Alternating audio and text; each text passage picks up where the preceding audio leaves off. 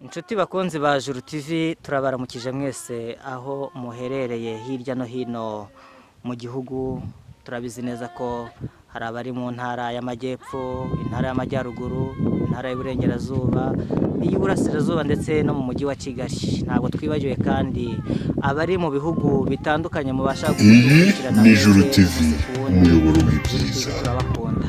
Hanyuma rero nk'uko bisanzwe murabizi ko umunsi kundi tubazanira amakuru meza, ariko kandi murabizi ko twubakiye mu ijambo ry'Imana. Niyo mpamvu tutajya tuzana ibintu by'ibishegu ngo tubabwire ngo byacitse, no, twubakiye mu ijambo ry'Imana, ijambo rikiza, ijambo rihumuriza, ijambo ribohora, ijambo rihindurira benshi ku gukiranuka. Niyo mpamvu rero tuba twabazana abakozi b'Imana batandukanye. Imbere yanyu rero uyu munsi muri kuhabona umukozi w'Imana mwiza uriho amavuta y'Imana. Reka mwakire hanyuma atangire abibwira.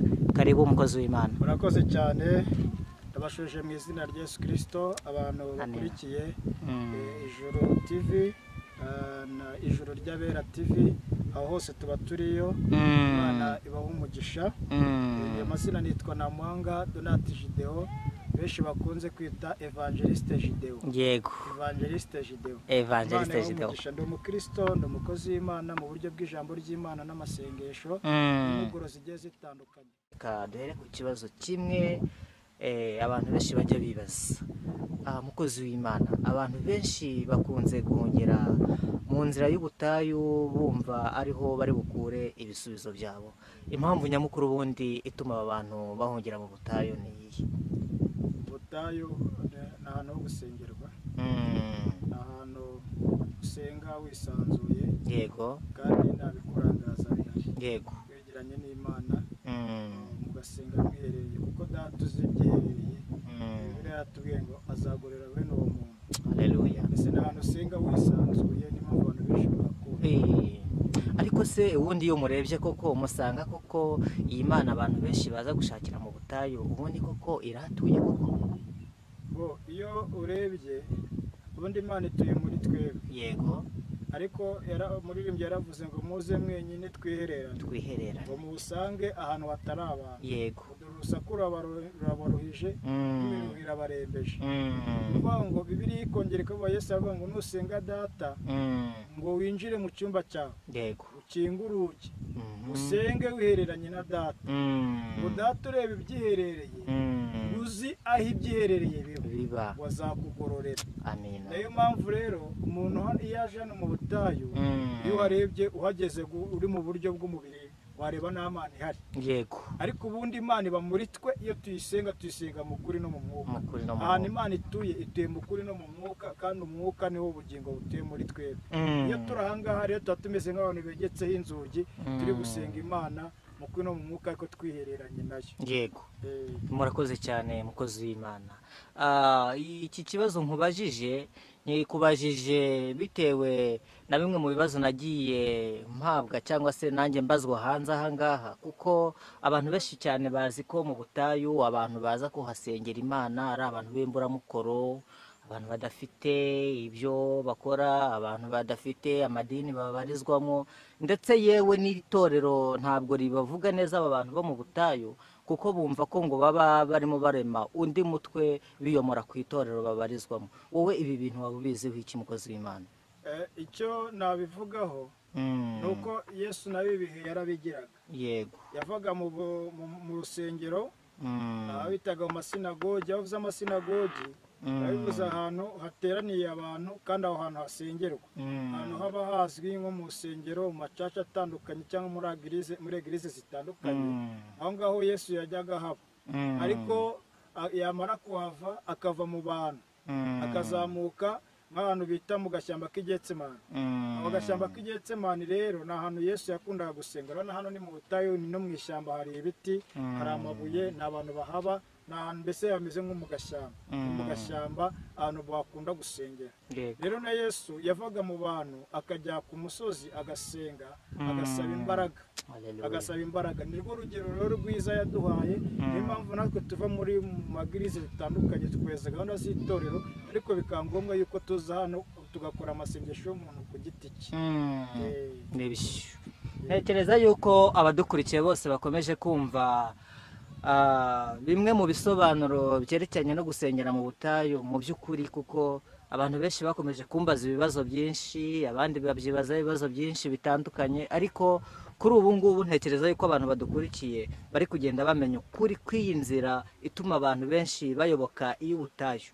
Ariko se ubundi mukozi w'Imana, ubundi tumenyere ko abanyabutayu ari abantu bafite ibibazo byabarenze, ari abantu badafite aho kuba, ari abantu, ubundi abanyabutayu ni bantu ki?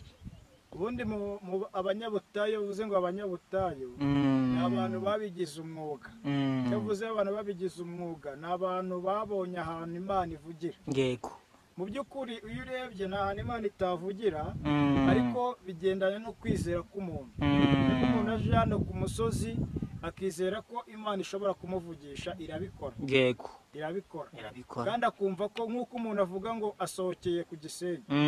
Kuki se basohokera ku Gisenyi ku mazi, kandi Kigali hari amazi menshi, ari za pisine, hari ahantu henshi bashobora gusohokera? Kuki bajya ku Gisenyi bagatega imodoka zihenze, ndetse bagafata n'amafaranga yo kuza kurya, kwinezezamo? Ni ukuvuga ngo muri uyu mwanya abantu benshi cyane barimo baradukurikirana, kandi barimo barareba ibyerekeranye n'uyu musozi tuba twagiyeho gushaka amakuru yaho, ariko kandi ntabwo ari aha gusa, tuzagenda tubereka n'ahandi henshi hatandukanye.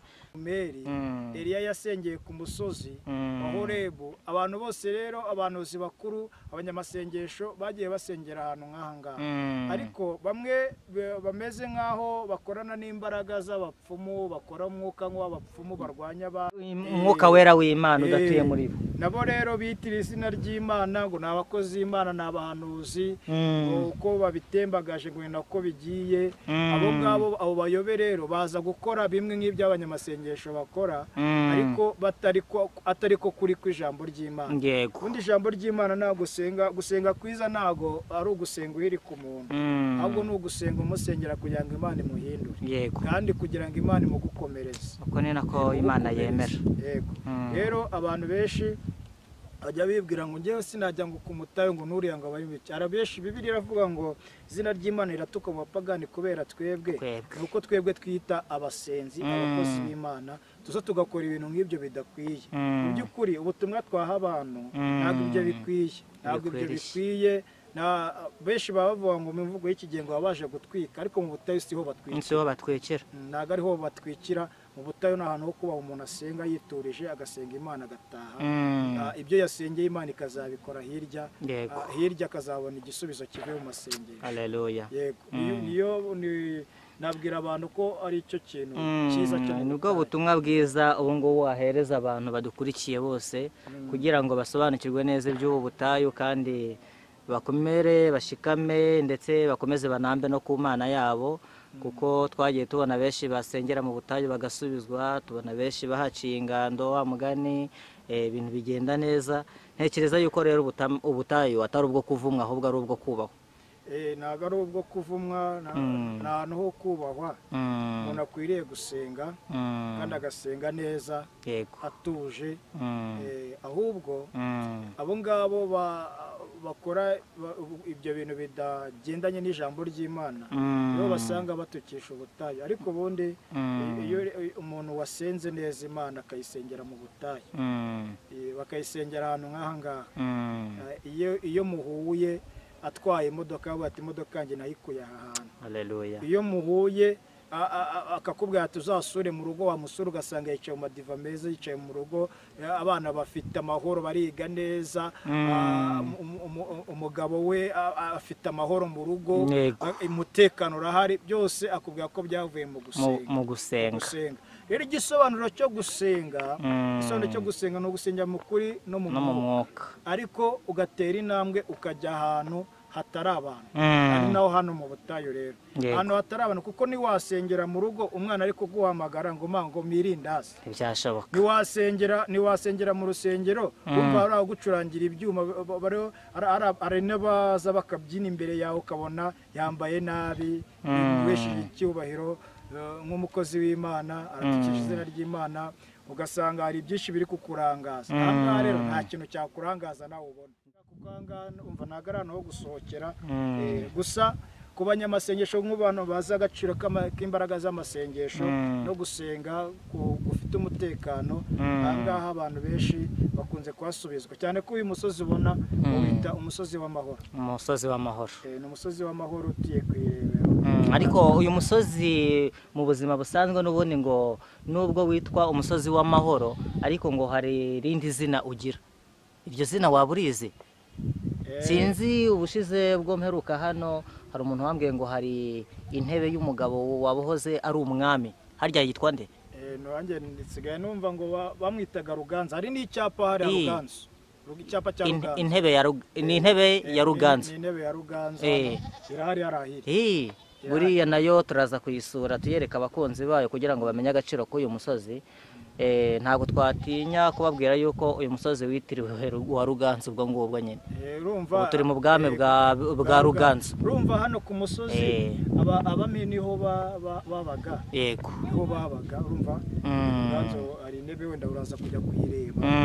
Intebe niyo Ruganzu ngo yakundaga kwicaraho. Uriya hano ubona kugera hirya iriya ni ahantu hanini cyane. Rero Ruganzu yabaga mu karere ka Rugesera, abasaza bazabitubwira neza. Yego. Uriya uzakora ikiganiro n'abasaza bazaguha amakuru. Ariko ubu ngubu ntabwo bakiri mu bwatsi bwa Ruganzu. Yego. Mu bwatsi bw'Imana. Mu bwatsi bw'Imana kuko abera b'Imana bakandagije ibirenge ubu niho bahafashe. Uze Ruganzu ko yicaraga hariya ku ntebe. Intebe barayimuhariye. Amatungo ye inka ziri kurisha hariya, abagaragu bari hariya. Ariko ahangaha ubu habaye intebe y'Imana. Yego. Habaye intebe y'Imana ni ku musozi w'amahoro. Ndabyibuka nanjye ubwo nazaga hano nari nifite amarira menshi cyane, ariko hari bimwe Imana yakoze. Burase birahari? Birahari cyane. Wabisangiza abakozi nta kibazo. Wenda tuzabivuga byinshi, tuzabivuga ikindi gihe. Ariko kimwe iby'Imana yakoze yamaye amahoro. Haleluya. Yamaye amahoro. Imana ishimwe. Naje hano numva umutima wanjye uremerewe. Ari ibintu bitari kugenda neza mu buzima, ariko Imana nahakuye igisubizo cy'Imana. Haleluya. Imana ishimwe. Hari ikintu cyabayeho. Yego. Nibuka cyane Imana yakoze hano. Kidusangiza rwose. Icya mbere naje hano ufite amahoro, icyo gihe nari nazanye na groupe, dufite groupe Ijuru ry'Abera, tukajyana channel yitwa Ijuru ry'Abera. Tuza gusenga, ariko Imana ivugana natwe amasezerano irayaduha.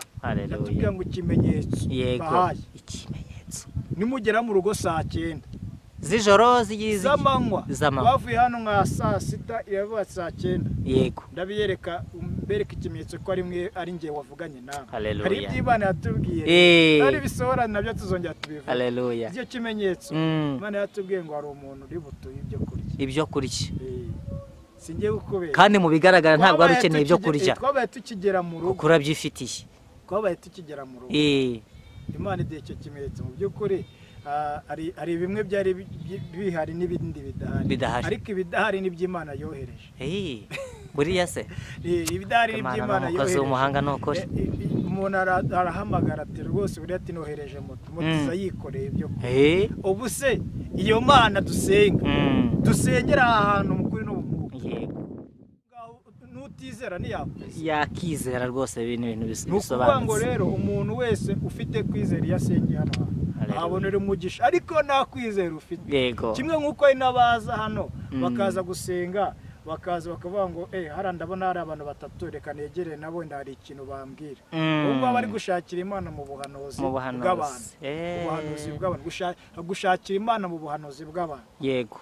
Mu by'ukuri iyo umuntu yaje hano ku giti cye aje kuganira n'Imana, gusenga, igisobanuro cyo gusenga no kuganira n'iki n'Imana. Kuganira n'Imana rero ibikubwira amasezerano ari mu byanditswe. Yego. Ari mu ijwi ryayo. Yego. Yakona mu buraho bahanuza ariko utagiye kubizerera. We menya misiyo yawe ikuzanye ku musozi. Aho niho abantu benshi cyane rero batagangariye. Ngo barampanuriye, ngo bagize gutya, ngo urukumva, ngo maranye ngo amasezerano, ngo imyaka ingana gutya, ngo ntiyasohoye. Kuki ubundi bari abantu ari amasezerano baha bagenzi babo bayakura he? Bibiliya ivuga ngo iki? Ni Imana yo kubahwa, ni Imana yo gutinywa. Yaravuze ngo nzegerwa n'abera. Yego. abera nibo begera imana, Mm. mu butayu abera nibo basenga imana, Yego. mu butayu abera nibo bahamagara imana ikavuga, Mm. mu butayu nibo basenga imana ikabaganiriza. Mm. Ni ukuvuga ngo rero Bibiliya itubwiye ngo iki mu byanditswe, imana ivuze mu byanditswe bavuga ngo mu Bisirayeli harimo igice kimwe kiyomoye muri bo Kiyomora. bazana izindi nyigisho, zivuga ngo iravuze buri kanya iravuze, buri kanya iravuze, buri kanya iravuze. Ntabwo ariko imana ikora. Imana hari igihe cyo kuvuga n'igihe cyo kureka abantu bakayishima, bakajya bavuga imirimo myiza y'Imana gusa, imirimo myiza y'Imana gusa, imwe igenda ikora umunsi ku wundi, igenda ikora, kuko Imana ikorera muri twe, ivugana natwe muri twebwe, sibyo? Yego. Rero kugira ngo umuhanuzi akubwire, biba byavuye ahantu kure mu busabane bw'Imana bukomeye. Ntabwo ari ibintu byo kubyatombora ngo iravuze ibintu by'imikino. Buriya kugira ngo nzaguhanurire, banabifashe igihe cyo gusenga no kwinginga Imana cyane, banafashe igihe cyo gutitiriza Imana kugeza igihe mba nk'ibisukwa ku gicaniro nk'uko Pawulo yavuze, kugira ngo Imana inyuzemo ijwi ryayo muri njyewe. Haleluya. Hari abantu benshi bumva rero ngo irakoze, ngo ni Imana ivuganye nabo. Bibiliya yavuze ngo bababwiye amagambo menshi y'amahimbano. Abo ni babandi bivovotera mu butayu ngo baramanuriye, ngo barunaka ngo mu cyumba ngo barambwiye, none ngo byanze gusohora. Abo ngabo ni bababwiye amagambo y'abahimbano, kuko bayivugisha buri kanya nka radiyo, bayigize agakiniro. Imana bayikiniyeho, ntabwo bakiharira ubumana bwayo, ntabwo bakiharira ubumana bwayo. ngo mwese reka nkubwire, nk'ubu perezida wacu w'igihugu ninde umuvugisha uko yiboneye? Ntawe. Uzareba intambara ziba, umuturage kugira ngo arwane intambara yo kugera kuri perezida mubwira ikibazo, buriya uzi kwizera bafite. Yego. Uzaba ageze ku mutima kugira ngo perezida bati mumurekaze aze ambwira ikibazo afite, ni mumureke. Umutima we uba wegeranye n'uwa perezida mu buryo bw'umwuka, aba yarwanya intambara zikomeye. None umuntu avuga ngo Imana ngo iravuze. Ntabwo Imana wayivugisha uko bishaka kurwana intambara nziza zo gukiranuka, mbese kugeza aho Imana ivuga ati mwana wanjye. Yego. Urumva? Ni ibintu rero abantu benshi ko bababwiye amagambo y'ubuhanuzi y'amahimbano mu mitima yabo, nibo bari gusebya izina ry'Imana. Niyo mpamvu usanga abantu ngo ubutayu bari kubufunga, ngo bari kwirukankana abantu ku misozi ngo ntibabashaka mu butayu. Uzi impamvu? Yego. Nuko batukisha izina ry'Imana muri twebwe, bisobanuye ko badasenga mu kuri no mu mwuka nk'uko Bibiliya bidusaba. Basengera mu marangamutima yabo ngo Imana ivuge. Rero umuhanuzi yagiye kuvugana nabo, rero abavugana nabo mu marangamutima yabo. Nuvuga ngo basengera mu marangamutima, ngo uyu muhanuzi tujyanye gusenga ngo Imana ngo ivugane nawe ngo ngambwire ibyanjye. Nuvuga ngo ari gusenga Imana mu marangamutima. Yego. Ya wa muntu ngo Imana imuvugisha. Wa muhanuzi yagiye kuvuga rero nawe avuga ibihwanye n'amarangamutima ye. Bitasohora rero yatinda mu bigeragezo, yatinda mu butayu, yatinda mu ntambara, ngo Imana ngo yarambeshye. Ntisohoza amasezerano yayo. Ntisohoza amasezerano ngo Imana yarambeshye. Turashaka kubwira abantu yuko abasenga data mukuru no mu mwuka aribo bazabona Imana. Haleluya. Ukuri no mu mwuka, ukuri ni ugukiranuka mu mwuka, ni ukubaho Imana iri. Yego. Imana ishimwe. Turagushimiye cyane mukozi w'Imana ku kiganiro cyiza uduhaye, kandi ntekereza yuko abantu benshi bari bumenye byinshi ku bijyanye n'iki kibazo cy'ubutayu bahoraga bibaza, ariko kandi ntabwo twagusezera hano gutya gusa. Reka tubanze tuguhe umwanya utari munini, ugira icyo ubwira abakunzi b'ubutayu. Barashoboka ko ari abo mu nsengero zitandukanye, abo hirya no hino mu materaniro tujya tujyamo ya buri munsi, ugira ikintu babwira hanyuma tubashe gusoza. Abakunzi bo mu butayu ndashaka kubabwira ngo bajye mbere. Yego. Basenga Imana mu kuri no mu mwuka. Icya mbere, menya ngo ugiye mu butayu ugiye gusengana nande. Yego. Kabiri, ese umuntu mugiye gusengana nawe wizeye ko ari Imana ishoboye byose, cyangwa wizeye ko ari Imana ishoboye byose muri we? Utajya gusengana nawe ataguhanurira ngo umve ngo Imana ngo ntiyavuze, ngo ntushobora kubohoka, ngo Imana ngo ntiyakoze. Umuhanuzi ashobora kuba atavuze, umuhanuzi ngo aze mu ishusho y'umuntu ariko yitwikije izina ry'Imana, ashobora kuba atavuze icyo gihe ariko Imana yakoze byinshi. cyagiye wasenze amasengesho wasenze menshi. Urwandiko rwa kabiri rwa Petero, dusome ibice bibiri. Yego. Ibice bibiri umurongo wa mbere. Ariko nk'uko hariho abahanuzi b'ibinyoma badutse mu bwoko bwa Isiraheli, niko no muri mwe hazabaho abigisha b'ibinyoma bazazana rwihereranwa inyigisho zirema ibice zitera kurimbuka, ndetse bazihakana shebuja wabacunguye, bizanire kurimbuka gutere gutebutsa. Ingeso zabo z'isoni nke ngo benshi bazazikurikiza batukishe inzira y'ukuri, kandi irari ryabo rizabatera gushaka indamu kuri mwe, bababwiye amagambo y'amahimbano. Amen. Amen. Bababwiye amagambo y'amahimbano. Amagambo y'amahimbano. Rero ari abantu baza ku musozi nk'ahangaha kubera ko yaje kugira ngo Imana ivuge, kandi akizera ko Imana ivugira mu bahanuzi. Yego. Icyo gihe rero yaje kuvuga ngo Imana ivuge, undi Imana ntabwo uyivugisha. Ntivugishwa ku mbaraga. Ntabwo uyivugisha, ibyo umuntu asanga ngo Imana ngo iravuze, buri tujuru Imana yavuze. Ntabwo Imana yavugaga n'ubwoko bwa Isiraheli uko yiboneye. Uzi umuntu yavuganaga nawe? Yego. Ni umuntu hanuzi bitaga Mose. Mose. Imana avuga ngo zamukaga Sinayi, mubwire ibyo ngomba kuvugana nawe. Yego. Akamanuka akababwira iby'Imana yavuze. Yego. Ariko ntabwo Imana yabaga mu bantu bose buri kanya ngo iravuze ngo iravuze. Habagaho igihe cyo gukora kw'imirimo y'Abisiraheli, bagakora imirimo yera. Hakabaho n'igihe cyo gusenga, Imana ikabagirira neza ikavugana nabo. Yego. Hariho igihe cyo kuvuga kw'Imana, hari n'igihe cyo kutavuga kw'Imana, ahubwo Imana igaha umwanya abantu, ahubwo bakayishima. Bagafata imyaka, bagafata umwanya munini bayishima, Imana itaravuga. Rero ugasanga umuntu uko muteranye iravuze, irakoze, ukayibadaniza gutya. Bene abo bantu, Bibiliya iravuze ngo mu bwoko bwa Isiraheli bari bamwe mu bahanuzi. Bavuye muri bo, biyomoye muri twebwe, bakurikira izindi ndamu, bazana inyigisho zirema ibice. Ugasanga umwe avuga ngo ni dadi wanjye mu buryo bw'umwuka, urumva yamugize papa we, yamugize umuhanuzi we. Urumva ni ukuvuga ngo igihe icyo ari cyo cyose yagirwa n'ikibazo bavuga ati dadi Imana ivuze ngo iki. Mbese we yamushyize imbere muri byose, Imana arayimushye. Ngo Imana ngo iramvugaho iki. Ino akamubwira ngo iby'Imana ivuga. Imana ntabwo ari radiyo ucuranga uko uyishaka. Ni Imana yo kubahwa, ni Imana yo gutinywa. Yaravuze ngo nzegerwa n'abera. Yego. Abera nibo begera Imana, mu butayu abera nibo basenga Imana, mu butayu abera nibo bahamagara Imana ikavuga, mu butayu nibo basenga Imana ikabaganiriza. Ni ukuvuga ngo rero Bibiliya itubwiye ngo iki mu byanditswe, Imana ivuze mu byanditswe bavuga ngo mu Bisirayeli harimo igice kimwe kiyomoye muri bo, bazana izindi nyigisho zivuga ngo iravuze, buri kanya iravuze. Ntabwo ari ko Imana ikora.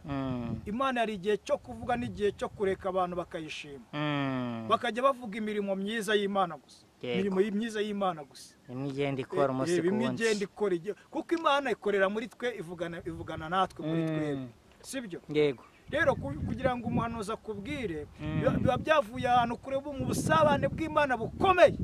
Ntabwo ari ibintu byo kubyatombora ngo iravuze ibintu by'imikino. Buriya kugira ngo nzaguhanurire, banabifashe igihe cyo gusenga no kwinginga Imana cyane, banafashe igihe cyo gutitiriza Imana, kugeza igihe mba nk'ibisukwa ku gicaniro nk'uko Pawulo yavuze, kugira ngo Imana inyuzemo ijwi ryayo muri njyewe.